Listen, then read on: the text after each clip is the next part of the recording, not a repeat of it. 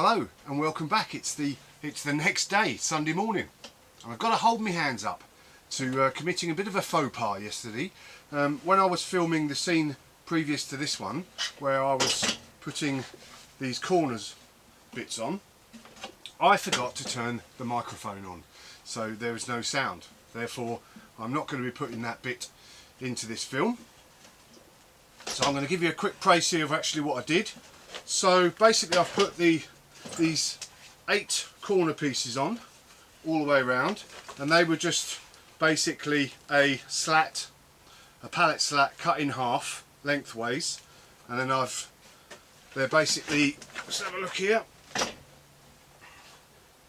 cut to the height of the actual box, and then I've added a little bit extra at the bottom, because I haven't got a bottom on yet, so I'll be putting the bottom on, and that should be nice and flush then. So whenever you make yours, cut it a little bit longer, or in fact, don't be daft like me, put the bottom on first, and then you'll cut it to that length, won't you?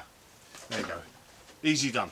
So basically I've just cut them on, nailed them on, and they just make a sort of bit of a corners all the way around, set it off nicely. So all I've got left to do now is put the bottom on and do this top bit. So the top bit's still looking messy, and what I want to do is put a nice top on. Now we can either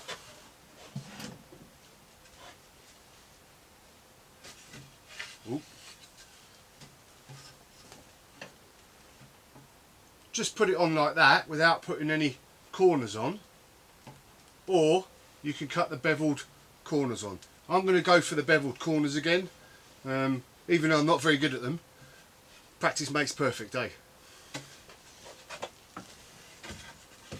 So how do we do that? Pretty easy really. Am I going to use this piece? Yes, so I'm going to use this nice bit of wood here, and all I'm going to do is measure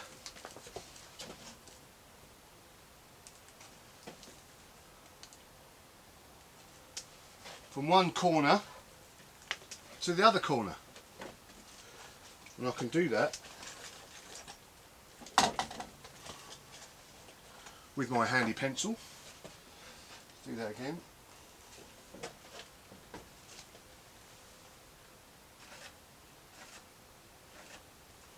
Now you can either do that with a measuring tape, or just do what I've done, is just run a pencil underneath. I also want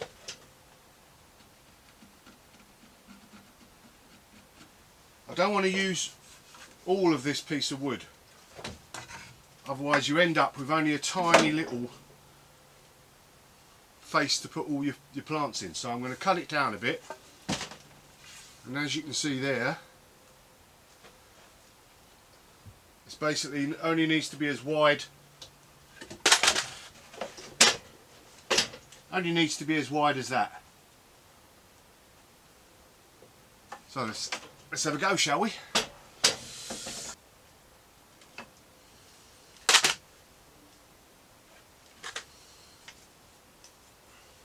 So to create the angles on the corners, all I'm using is the old triangle routine, and just placing that on the edge, and then cutting across at the angles. Okay, so I've cut and nailed on the first one. Nice corner there, corner to corner, flush against there. So now I'll get on and do the rest. Nearly finished.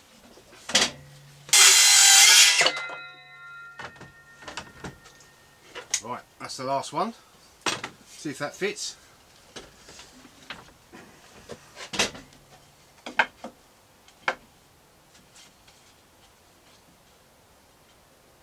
Right, I'm going to nail this last bit in, and then all I've got to do is the base.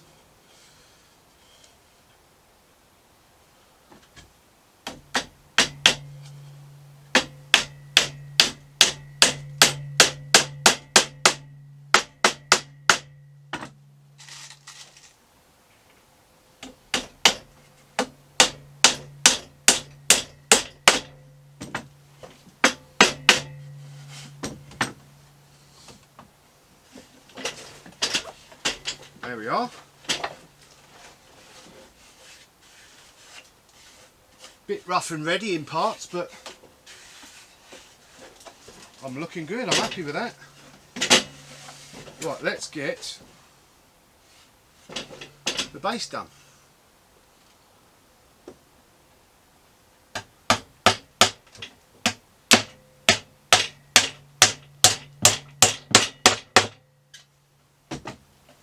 There we go. Nice easy base, nothing special.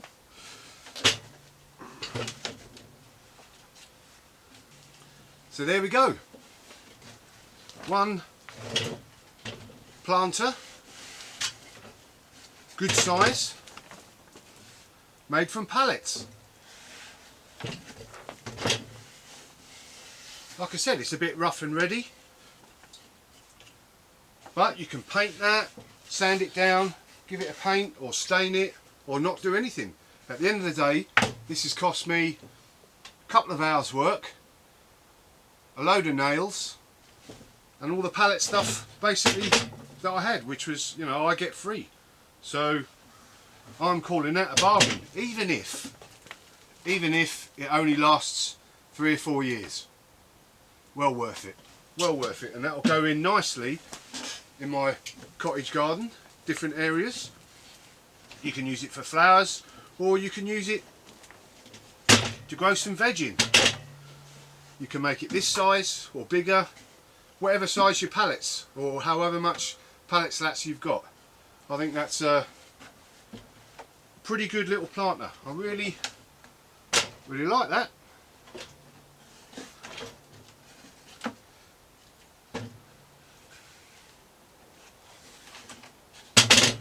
There we go. Any comments you got on this, don't hesitate to you know, stick them down. Any questions, I'll put down the sizes of the actual bits that I've used for this particular size planter. You know, and this is basic. This is about 42 centimetres square, or 16 square in old money, 16 inches square in old money. Nice and deep. 27 centimetres deep. That's a good amount of earth you can get in there. Yeah, very pleased with that. Now the job's a good one.